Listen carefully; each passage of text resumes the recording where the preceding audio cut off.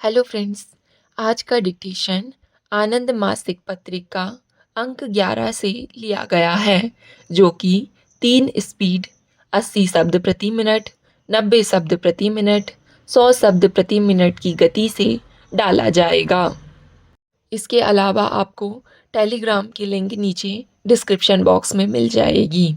इसके अलावा आपको अनेक प्रकार की प्लेलिस्ट की लिंक भी नीचे डिस्क्रिप्शन बॉक्स में मिल जाएगी, जैसे कि रामधारी गुप्ता खंड 1, रामधारी गुप्ता खंड 2, newspaper dictations, 10 minute non stop dictations, free practice batch dictation, previous year में एग्ज़ाम में बोले गए डिक्टेशन, साथ ही कठिन शब्दों की आउटलाइन वाले शॉर्ट्स भी मिल जाएंगे।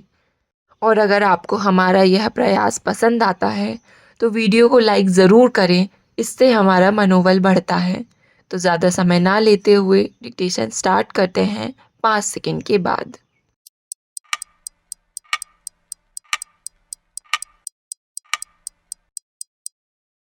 अधिष्ठाता महोदय, आप सब जानते हैं कि गत 4 या 5 वर्षों में राजनैतिक चेतना आमतौर पर तीव्र हुई है। भारत में इसे स्पष्ट देखा जा सकता है, लेकिन इस जन चेतना को मेरी समझ से विश्व के प्रत्येक देश में अभिव्यक्त होते हुए पाया जा सकता है। कुछ स्थानों में यह आंदोलनों और प्रतिरोधों का रूप लेती है और अन्य जगहों में कुछ और रूप पर यह वास्तव में एक ही चीज़ है जो भिन्न रूपों में प्रकट हो रही है। शिक्षा और विकास के द्वारा लोग उन सब में और अधिक भाग लेना चाह रहे हैं जो घटित हो रहा है।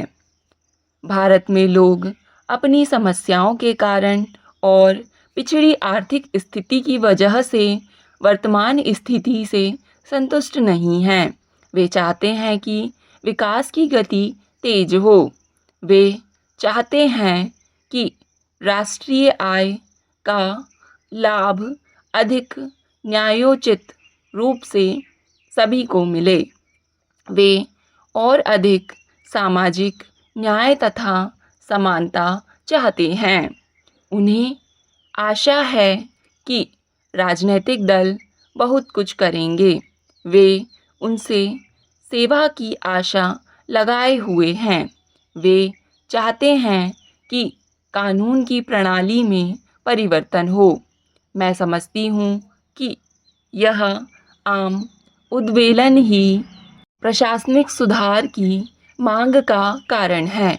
इन उद्देश्यों की पूर्ति के लिए प्रशासन को परिवर्तन और विकास की आवश्यकताओं के प्रति सजग होना चाहिए और इन्हें संभव बनाने के लिए उसमें तकनीकी दक्षता, आवश्यक ज्ञान तथा वांछनीय मनोवृत्ति होनी चाहिए। दुनिया में कोई भी वस्तु कभी भी जैसी की तैसी नहीं रहती और हम एक ऐसे समय से होकर गुजर रहे हैं जब चीज़ें पहले से कहीं ज़्यादा तेज़ी से आगे आगे बढ़ रही हैं।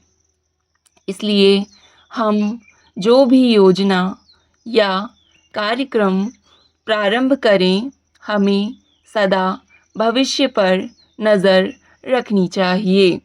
उन सबसे भी जिसका हम प्रशिक्षण ले रहे हों, हमें आज की विशिष्ट परिस्थिति के बारे में नहीं सोचना चाहिए, बल्कि उसके साथ ही भविष्य की ओर भी देखना चाहिए, जिससे हम सोच सकें कि जैसे जैसे हम एक एक कदम आगे बढ़ें, वर्ष दर वर्ष किस प्रकार स्थिति में सुधार लाते चलें। मैं देखती हूँ कि आज इसी की कमी है। इसे शिक्षा प्रणाली में न केवल हमारे देश में बल्कि अन्य देशों में भी देखा जा सकता है। सर्वत्र लोगों को सामाजिक यथास्थिति के लिए तैयार किया जा रहा है। जो परिस्थितियां हैं उनके लिए शिक्षण दिया जा रहा है।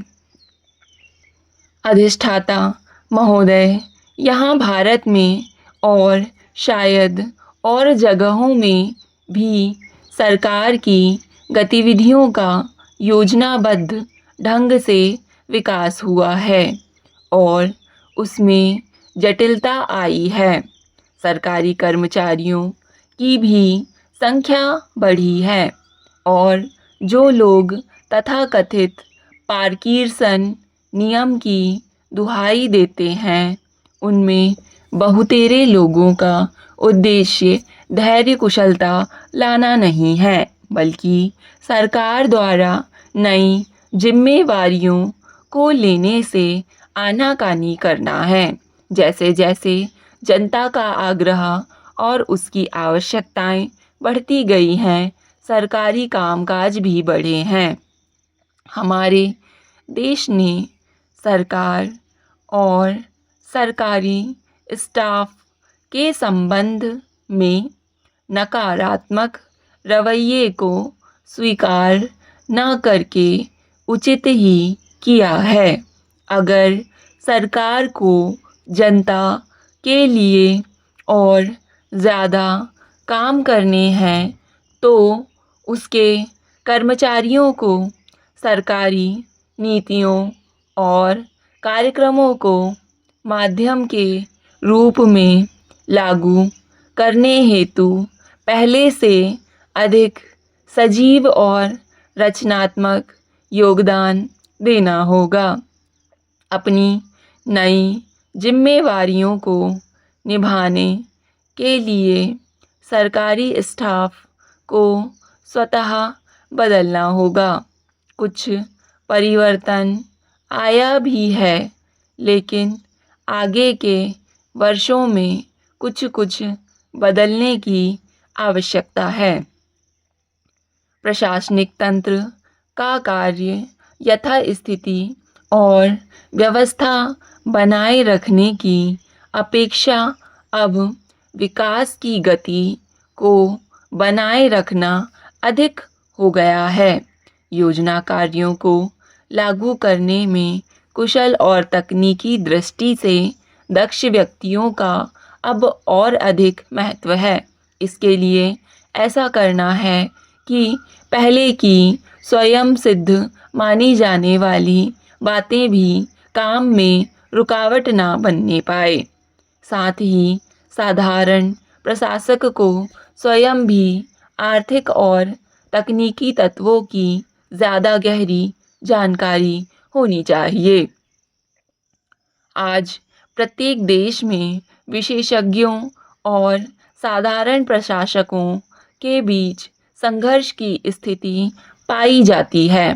हमारा उद्देश्य यह होना चाहिए कि देश को इन दोनों से सर्वोत्तम लाभ मिल सके। कभी कभी मुझे पता चलता है कि हमारे विशेषज्ञ पर्याप्त विशेषज्ञता से युक्त नहीं होते और वे आपसी लड़ाई झगड़ों तथा अपने को औरों से श्रेष्ठ समझने की मानवोचित दुर्बलता से भी ऊपर नहीं होते। इसके बावजूद चाहे विशेषज्ञ हों या प्रशासक, दोनों ही एक समान सामाजिक परिवेश की उपज हैं और दोनों ही एक समान सामाजिक परिवेश की उपज हैं। दोनों को ही भविष्य के कृतित्व के लिए अपने आप को तैयार करना चाहिए, क्योंकि आज विश्व में उन्नति का मूल मंत्र यही है कि विभिन्न क्षेत्रों में पारंगत लोग मिलजुल कर काम करें।